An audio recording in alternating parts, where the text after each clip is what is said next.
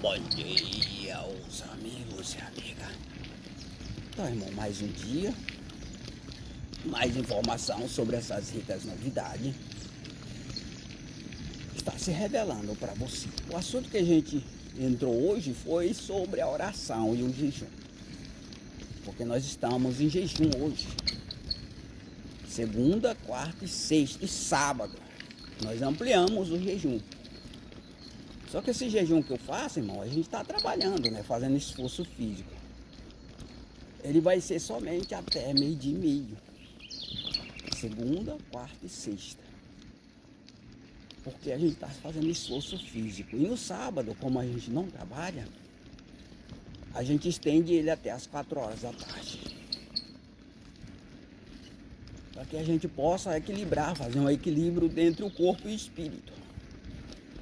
Porque se você, por exemplo, decidir jejuar, conforme a gente orienta você, você tem que ver a sua capacidade de jejuar, principalmente no início. Se você vê que o seu corpo não está adaptado, principalmente quando você começar, você tem que levar esse jejum até um determinado horário que o seu corpo, né, resista nesse jejum. Você não vai forçar a barra além do que você tem capacidade.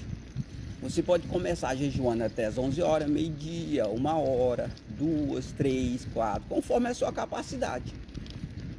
E procure sempre orar durante o jejum, irmão, sempre. Porque o alimento que você vai se alimentar durante esse jejum é a oração, é o alimento espiritual. Você vai se fortalecer espiritualmente da oração. E lembre sempre que a vida do corpo é o espírito. Então, se você busca orar e jejuar, ou você procura manter vivo o seu espírito, para que você continue vivo, obedecendo a Deus. Mas não tem muitas pessoas que não oram e não jejuam e está vivo. Ele está vivo para o mundo, mas para Deus não. Para você viver para Deus, irmão, você tem que orar e jejuar.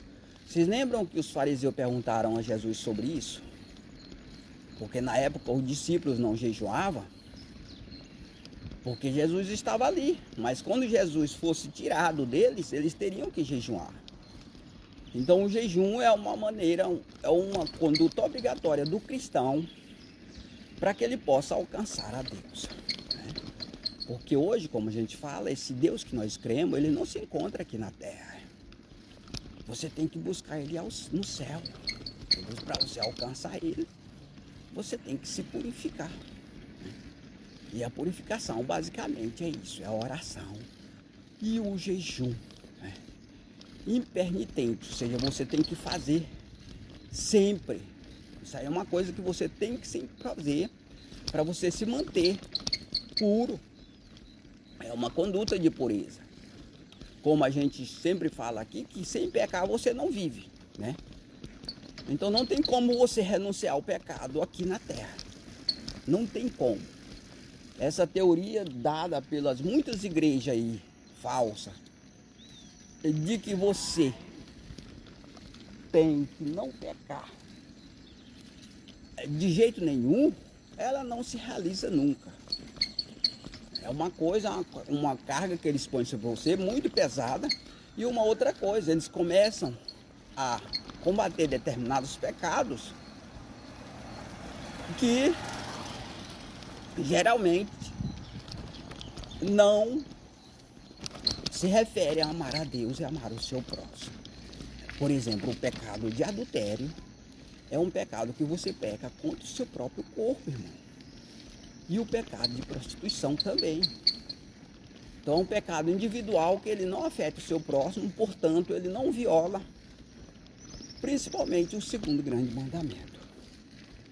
Agora o pecado de matar e roubar, de dar golpe nas pessoas, esse pecado aí, ele viola o primeiro e o segundo grande mandamento.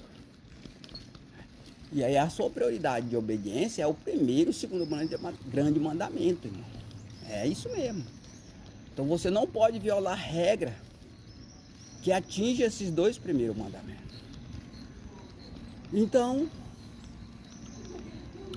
e para que você também esteja atento e vigilante sobre essa regra, que você não pode violar do primeiro ou segundo grande mandamento, porque veja bem, a partir do momento que você não jejuma e nem ora, você perde a capacidade de vigilância, ou seja, vigiar para você não violar esses 2 primeiros mandamentos.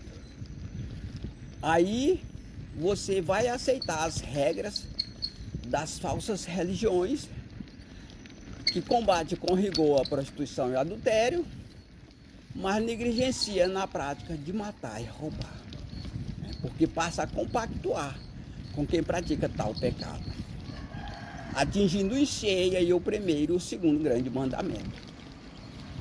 Então o que vai acontecer? Você vai vigiar agora e não violar esses 2 primeiros mandamentos.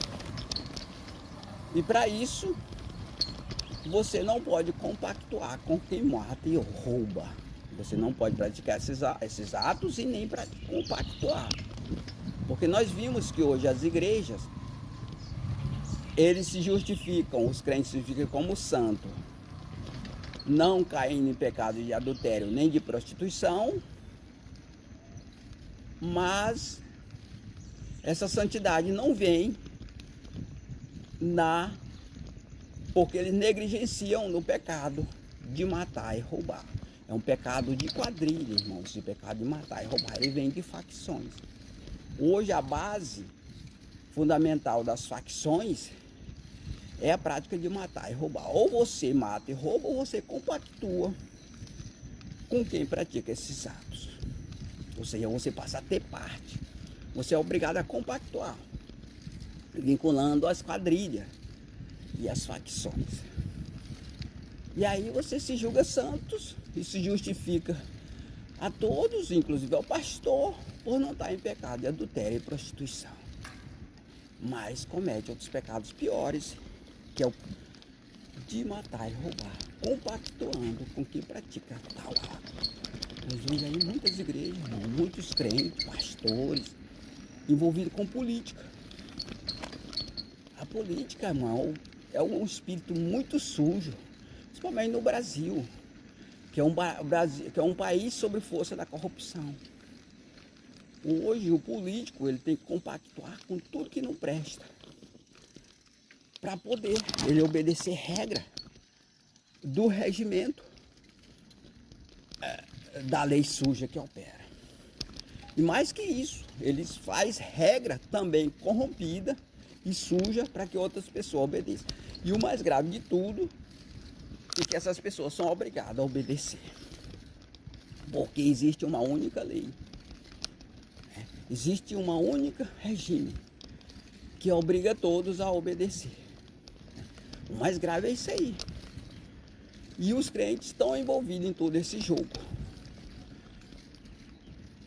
compactuando com a prática de matar e roubar. Para você se rebelar contra isso, somente com outra lei, no caso a lei de Deus. E você também tem que combater a prática de matar e roubar, para você se posicionar contra, apresentando, mesmo que você apresente um pecado, como é o meu caso, de adultério e prostituição. Então esse pecado que eu apresento para você, que eu cometo, é para falar para você que eu não sou santinho, que eu tenho pecado, por isso que eu oro e jejum, para poder eu vencer esse mal, no meu interior. Eu oro e jejum justamente para isso. Se eu não cometer esse pecado, eu não precisaria jejuar. Assim como Jesus jejuou 40 dias, 40 noites somente. Mas se eu fosse uma pessoa que não tivesse pecado, eu não precisaria jejuar. Mas eu jejuo justamente para enfraquecer esse mal que é em mim, que é o meu pecado interior. Então, hoje eu derroto esse mal por meio da disciplina pura e da orientação correta que eu vou passar para você.